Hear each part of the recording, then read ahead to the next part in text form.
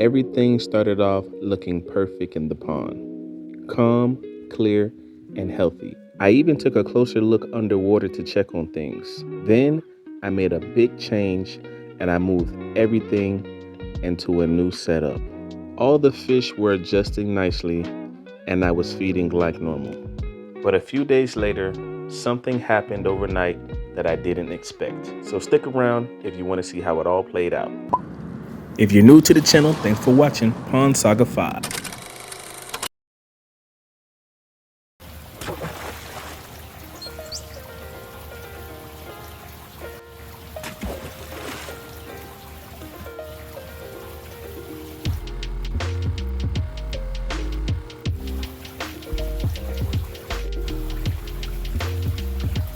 Yo, if you're new to the channel, thanks for watching Pond Saga 5. What's up, gorgeous guys? These guys are looking phenomenal in here. Swimming around, I've been keeping the water very, very pristine right here. I done had a tin over it, things like that. Man, Phantom is getting really, really big, aka Snowflake. This water looks really, really good. I'm about to transfer these catfish. I figured out a way to keep the big pond warm. Also, I put up a pergola here. That's what I was doing. I repositioned the pond, so I figured out how to get this pond to stay at a certain temperature during the nights when it gets to 50 and 50 below here in Florida. It's getting cold, so I put a tarp on the top, basically filled the water up about 2 feet, keep it covered for the most part. But the reason why I'm transferring them back in here is because my catfish don't seem to enjoy what limited space they have in here. I've noticed that they've been reluctant to eat anything.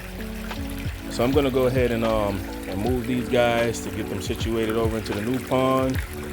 Hopefully, you know, they won't be claustrophobic anymore, but I'm really concerned about this guy right here because he's been here for 3 weeks and I haven't really seen him eat anything. I've seen the tiger shovelnose eat, I've seen the phantom redtail catfish eat, and I've seen one of the smaller catfish eat every once in a while, but they don't really generally have the appetite that they normally have. And I've been having this water between 77 and 80 degrees because I have a heater in here, but that doesn't really seem to matter.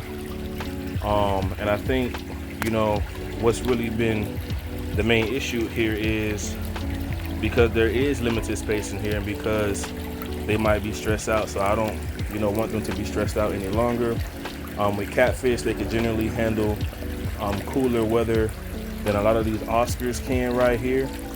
But I have to also move this pond into this space right here, so I have to have them next to each other to kind of open this up so I can finish doing, you know, what I have to do over here. So the sooner the better. The day is pretty warm. It's a warmer day than usual, so we're gonna get into this transfer. Hopefully everything goes well, fingers crossed. So off camera, I moved all these fish into the big pond, but somehow I deleted the footage off of my GoPro. I don't know how that happened, but it happened. So I figured that since I had this footage, I would make it up to you guys and just show you what these fish look like in their essence while they're underwater. Now, they look cute and cuddly, but these are still predator fish. They're pretty cool though.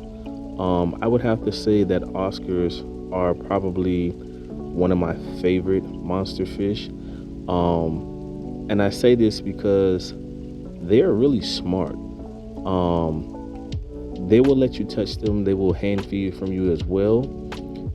Just it's not very ideal when it's breeding season because then they bite and it really kind of hurts. They've never drawn blood or broken skin on me, but I've seen where other people have attempted to feed them and they gave a nasty bite and they drew just a little bit of blood. But I've been raising all these up since they were like 2 inches. And you know, for the most part, they all get along, but you know, they do have a hierarchy system in here. So there are, you know, two of them particularly that are a mated pair, and they're the more dominant pair, I would say, out of all these fish, give or take sometimes. But all these fish pretty much hold their own when it's time to breed. And speaking of breeding, I have two separate videos talking about breeding Oscars. So make sure you guys check that out, because I'm going to leave it at the end of this video. Also, I want to say thank you guys for all your support. If you've purchased a book from us, can you please do us a favor and leave us a review, because it really helps us out. Now, before we dive into the rest of the video, make sure you check this out.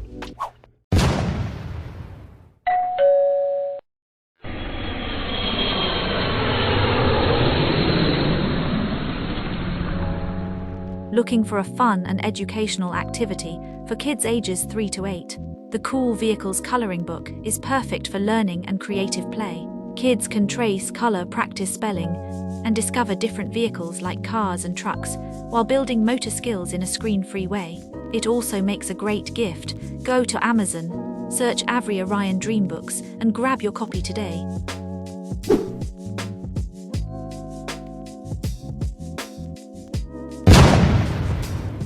This right here, pool pond, it has a plug right here. This makes my life so much easier, especially when it's above ground and I have it somewhere where I can actually unleash the beast.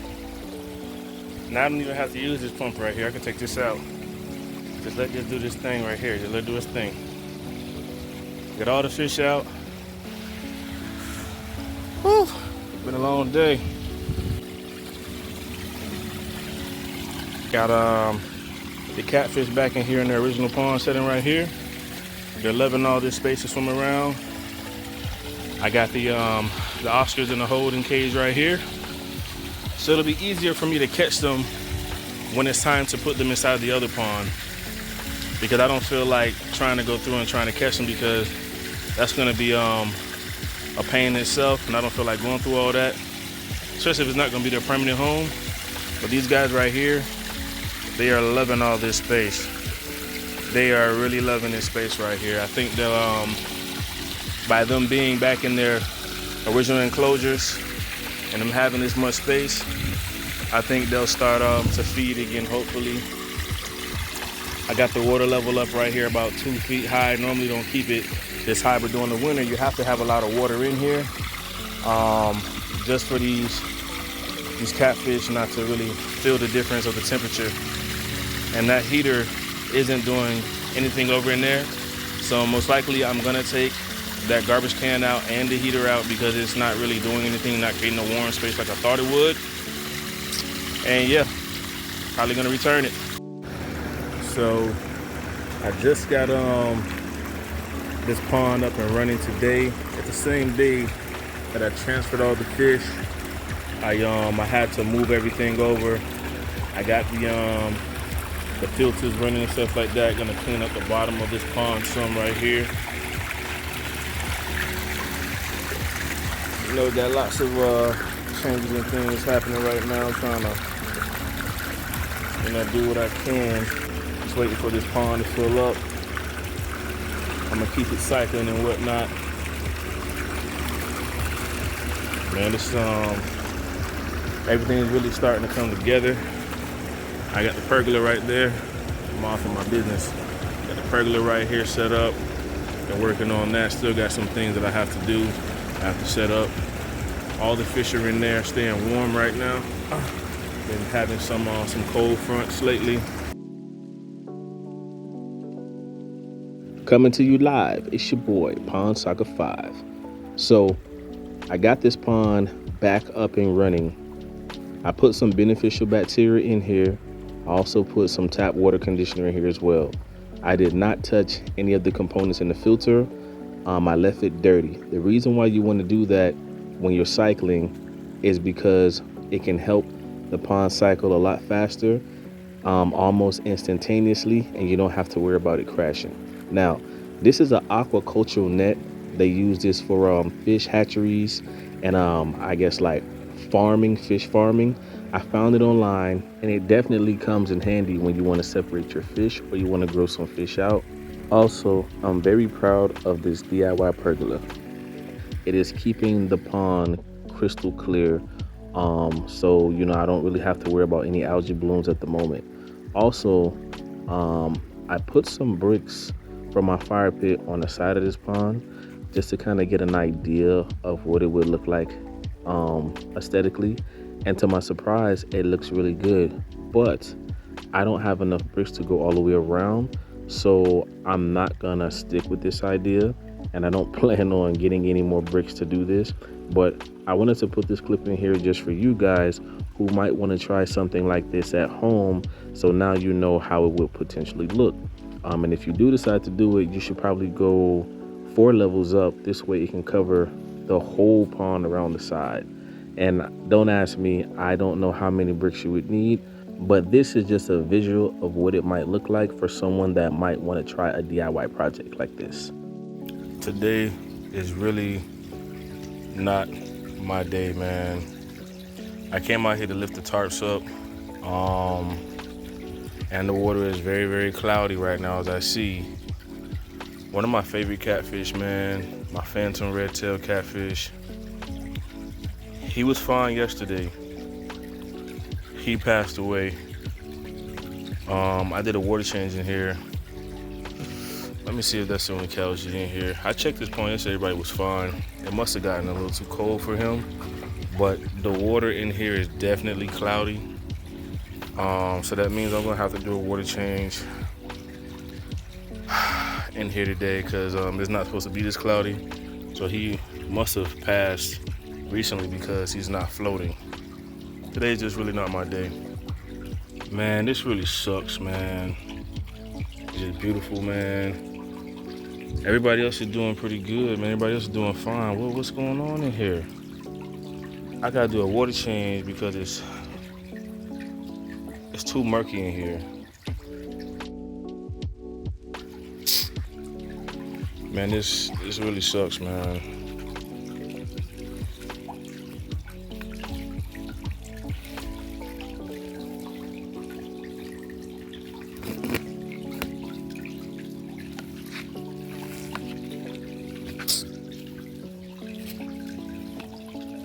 Damn, man.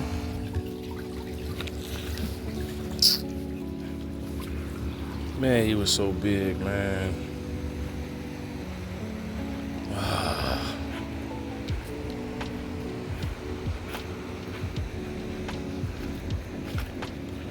Man, this is my favorite catfish, man. He was growing so good, man. I don't know if you guys can see, but there's a haze in the water from him passing away, and I guess releasing his bodily toxin and things like that of that nature. So I'm definitely about to do a 20% water change on this. That really sucks, man, 'cause I've been growing him out for about 8 months, man. Got him to do hand feeding. He was hand feeding really good. Coming up to me in the big pond.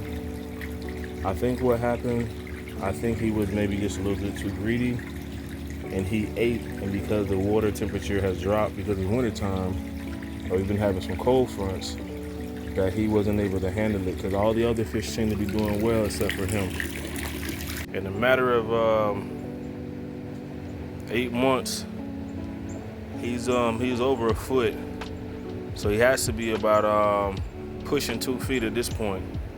So he was about maybe a foot and 8 inches. He will be missed. Man, he was one of my favorite catfish, man. Things like this in the fish hobby happen, man. You really can't be too prepared for this type of weather, man. The other fish seem to be doing good right now. Maybe it was the water change, or maybe it was because of how cold the temperature got. But I've been doing water change for a while, so he's used to it. So I don't think that will really be the issue. One day in the backyard, I whipped out my camera and I decided to do an underwater feeding of my phantom redtail catfish, Snowflake. He wasn't here long on the channel, but he still mattered. And today I have a message for you guys. Whether it's in life or in the fish hobby, never take moments for granted, because just like that, it can all change in a blink.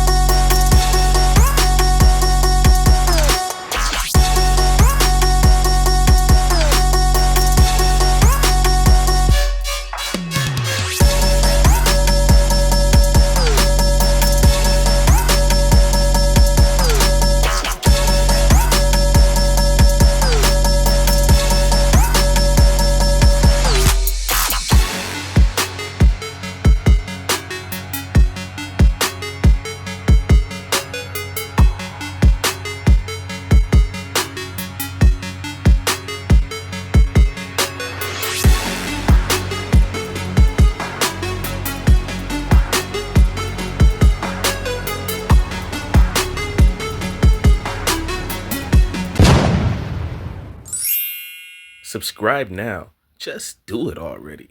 Man, it's hot out here today. I ain't even gonna lie, but besides all that, yo, what's up? It's your boy Pond Saga 5. If you're new here, welcome to the chaos. I just want y'all to know that my channel isn't just about aquariums and ponds. It's so much more than that. It's about failures, growth, wild comebacks, and monster fish. If you're new here, here's everything you missed and why you need to catch up before the next wave. I'm gonna be basically dropping the cliff notes of my seasons 1 through 5 just to catch you guys up to speed that are new.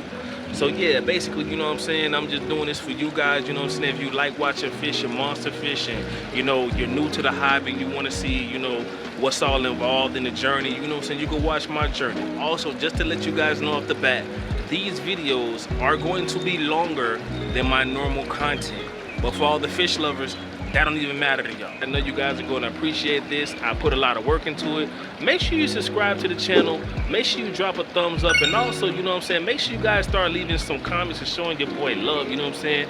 Taking my time to edit these videos take a lot, you know what I'm saying. So just let me know that I'm doing the right thing and you love seeing my content. That's all I ask. Also, I want to give a big shout out to all my day ones, to all y'all that's been holding me down ever since I started my channel.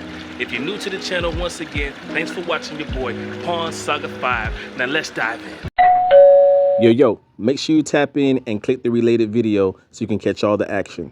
Hey guys, don't forget to subscribe to my channel and make sure to like this video. Also, check out one of these videos on the end screen because the action doesn't stop here. Hey guys, don't forget to subscribe to my channel and make sure to like this video. Also, check out one of these videos on the end screen because the action doesn't stop here.